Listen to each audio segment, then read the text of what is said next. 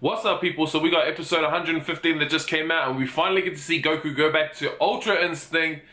Let's start this review. One thing I say and always keep.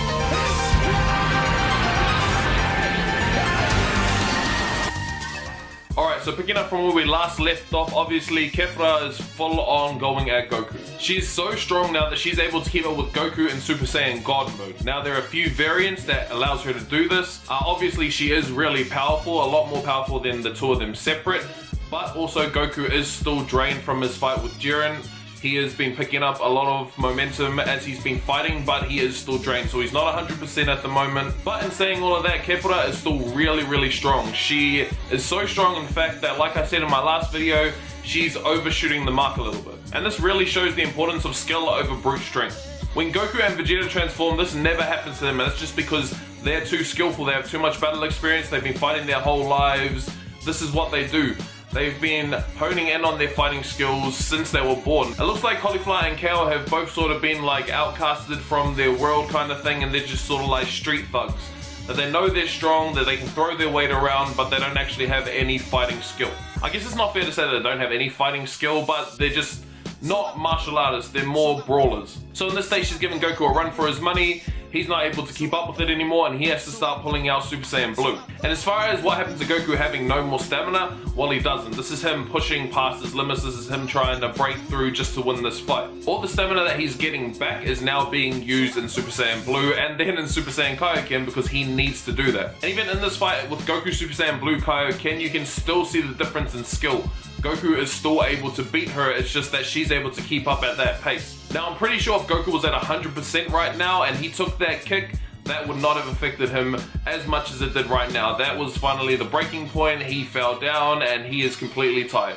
It does seem that this fight though was on a completely different level from everyone else. Everyone seems to be watching this fight and worrying what's going on. It's causing Vegeta to be distracted with his fight with Toppo, and it's even stopped Frieza from looking for anyone to fight or even jumping in, and just decides, hey, I want to watch this because this is pretty interesting. And then it happens again with our boy's will to just not give up, not surrender, always want to fight. He tapped into Ultra Instinct again. Also, side note, I just want to mention that the animation in this was awesome, like it has been for the past 5, 6, 7, 8 weeks.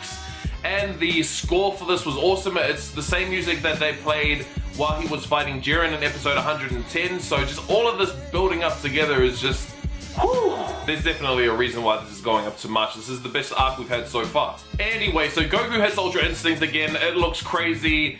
KEFLA obviously thinking, what the hell, you can't be doing this. You're obviously wasted. I'm gonna smash you. And it's just not working. But putting that to the side for a little bit, Lord Beerus looked actually sort of angry about this. I mean, yeah, obviously he wants Goku to win and he's happy that he's doing it, I'm sure, to some degree, but he knows that he's creeping up to a point where he is. Now this has been confirmed in various parts of the anime and also in the manga, but it seems that Lord Beerus is able to use Ultra Instinct, but not at 100%.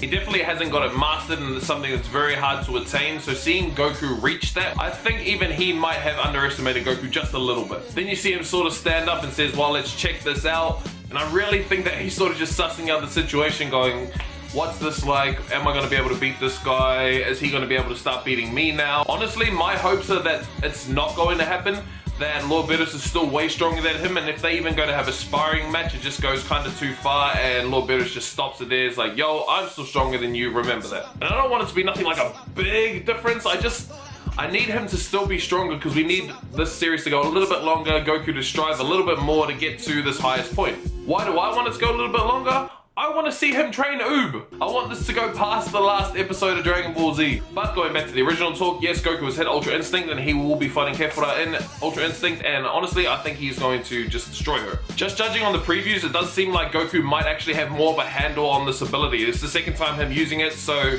knowing Goku, we would think that he would be getting a better handle on this power. That maybe this time around we see a little bit more consciousness, a bit more awareness of him doing it, him knowing what he's doing, and him sort of pushing that to another level. Maybe going as far as him being able to regulate this power now.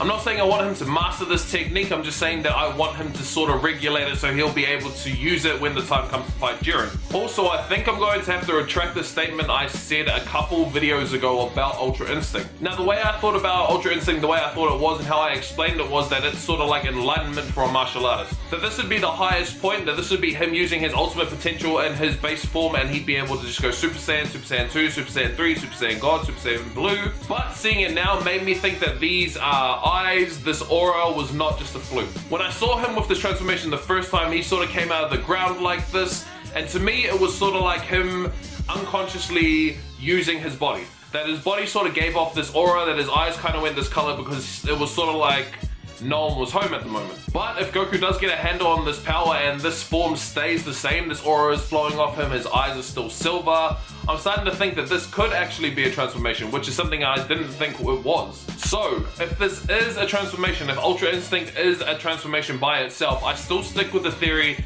that it is sort of like enlightenment. That it is the highest plane for a martial artist to be. This is the level where you are when you're at the top of your game. But where I said this was his base form and he's able to go Super Saiyan, Super Saiyan 2, Super Saiyan 3 to level up, to get stronger, I don't think that's the case. I'd say if this was a transformation now, that he does not need any of those anymore. That this is how he draws out his ultimate potential. This is him at his strongest, at his maximum, without any transformations. He doesn't need them. Meaning that would be like Gohan's ultimate form. So does that mean that Gohan has Ultra Instinct as well?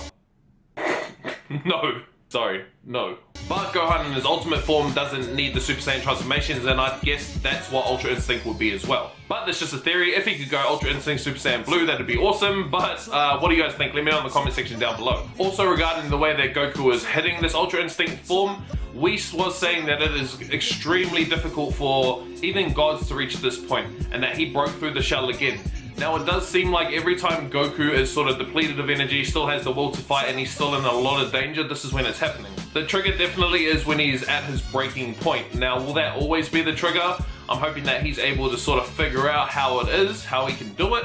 Obviously, as far as the Super Saiyan transformation goes, it depends on a lot of anger, a lot of rage. And then for the God transformations, it takes a lot of calm and being able to internalize your ki. That's what's making those transformations, so he's just gonna have to figure out what it is that triggers this transformation for him. So it seems like the trigger for this is when he's at his weakest, when he's at his breaking point, and when he is still in really a lot of danger. So he's gonna need to figure out what triggers him enough that's not those things to get him back to Ultra Instinct again to fight Jiren to win this tournament. Also, for those who are unaware, we did find out some spoilers for the rest of the month going up to December 10th, I believe. So in regards to next week's episode, yes, Goku uses Ultra Instinct, but it does talk about KEFLA getting another power-up because Goku has sort of pushed her past another point. Now, to be honest, they're very vague, so it doesn't actually say whether or not Goku is going to defeat KEFLA or not. In the episode after that, it does actually talk about Goku being really tired from this battle, so I'm not sure if Goku's either going to knock her out or they're both kind of just going to be like sort of depleted of energy and sort of scatter away. Universe 6 obviously knows that she's probably now their best chance of survival, so they'll probably sweep her away and sort of look after her. Goku will probably be tired and not have enough energy to chase after her, so the same thing will probably happen with him. But KEFLA will get another power-up, and I'm gonna just guess that she will be going Super Saiyan 3. Will it happen? I don't know, but another power-up is another power-up.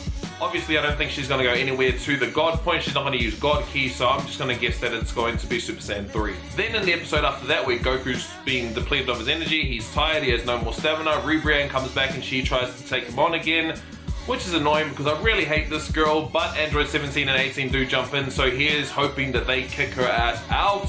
Then the title for episode 118 is Accelerated Drama, A Universe Disappears. So another universe will be going.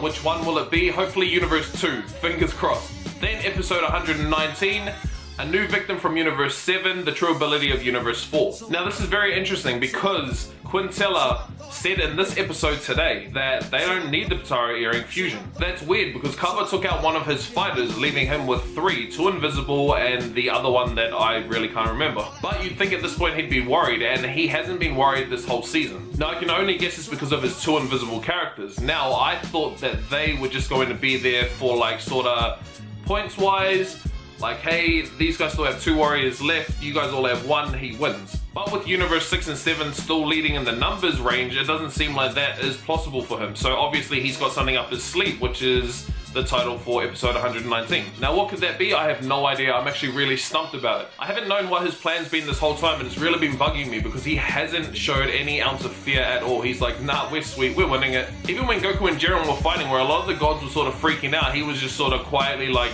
alright. But what do you guys think? Let me know in the comment section down below. Do you think Quintella still has some trump card, something that's going to help him win this tournament? As of the end of this episode, we're at 19 minutes left for the Tournament of Power to finish. We're going at about 2 minutes an episode, which is pretty good. Some of these episodes are even lasting 1 minute, so I don't know when this will end, probably around the end of January maybe, and then we'll get sort of the aftermath of what's going to happen in this tournament. Who gets the wish, what they're going to wish for, is there any other bad people we need to know about, what's Frieza's game plan, all of that I guess we're going to find out at the end. So I'm saying the tournament, the fighting will probably end around about end of January, maybe mid-February. But that's it from me guys. If you like this video, make sure you give it a big thumbs up, subscribe to my YouTube channel if you already haven't. If you want to see more from me, click any of the boxes that are on the screens now. But anyways, thank you so much for watching guys, I really appreciate it. I'm saying Satsumi, catch you guys next time.